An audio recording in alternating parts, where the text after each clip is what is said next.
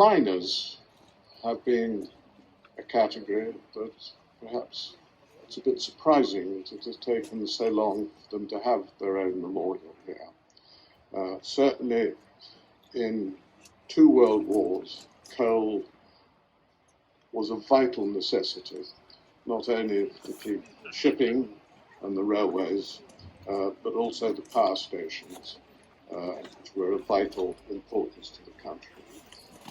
And it is for that reason that I am delighted to be standing here and about to unveil this memorial to the many thousands of miners who gave their lives to mining.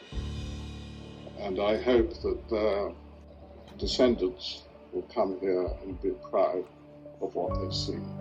Because for many miners, it wasn't just an individual, it was generations of mining in the communities they came from. Toiled in the coalfield, above ground and below. Oil lamps alight, and candles aglow. In the wet and the heat, the dark and the dust, in one another they placed their trust, each person ready to take up their role, to deliver the goods and win the coal. From all over Britain they answered the call, though grave daily dangers confronted them all. The rock that could fall, the tubs that could crush, the explosions of gas, the water inrush. And yet in the face of this tough daily grind, the pit workers forged a unique frame of mind, a sense of humour, a sense of pride. The pit's me life, they often cried. This stuff that they sought helped fuel a nation, the range, the engine, the power station. Over the decades it helped to create the village, the pub, the housing estate. In our pleasant land the men, children and wives grew up with the pit at the heart of their lives. In villages and towns, the shafts and the mounds shaped the community, its sights and its sounds.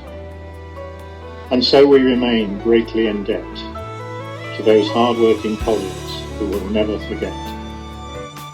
They left their mark and established their place in the annals of history, the country's coalface. This is a memorable day as we pay tribute to those thousands of men, women and children who had no choice but to toil underground in extremely dangerous conditions, many losing their lives in pursuit of the black gold. In the absence of accurate records, it is believed from the 1870s up to the start of the First World War, over 1 million people were employed in the United Kingdom coal mining industry. During that period, it is estimated that 1 miner was killed at work every 6 hours. A truly staggering statistic. Thankfully, many of us here today have never had to experience those underground hardships. It's difficult, therefore, to really appreciate how brave these coal miners were as they undertook their task to provide the necessary fuel to power the UK industry. One should never forget part that coal miners played in the First World War, some of them using their mining skills to tunnel under enemy lines. The bravery of our UK miners serving in the armed forces in the First and Second World Wars is reflected in the fact that 47 of them received the most prestigious award of the British Honour System, Victoria Cross. After the Second World War and up to the late 1990s, thousands more miners sadly lost their lives while working underground.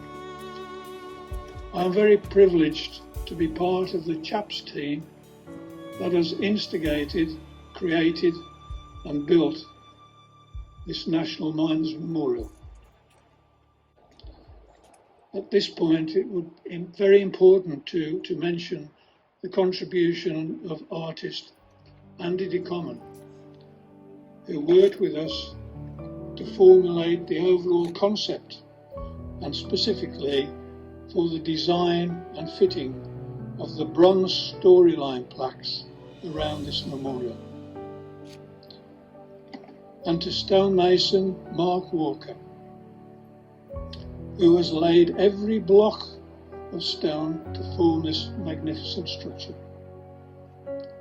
I know from first hand that they have put their heart and soul into this project and carried out their work with great care and meticulous attention to detail. Gentlemen, thank you. And their work is here for us all to see and will be for a long, long time.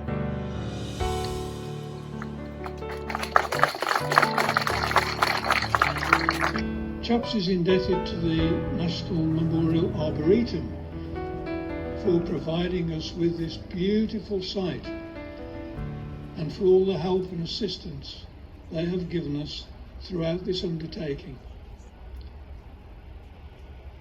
It's such a beautiful site that we feel we propose to continue raising funds and hopefully in conjunction with the NMA further enhance this beautiful site as a place for quiet reflection and remembrance. But all of this would not have been possible without the help of the people here today and many hundreds from around the country who have given generously to enable this fitting tribute to be provided. Our committee has been humbled by the positive and enthusiastic response received during our journey, showing just how much this memorial means to people of all ages.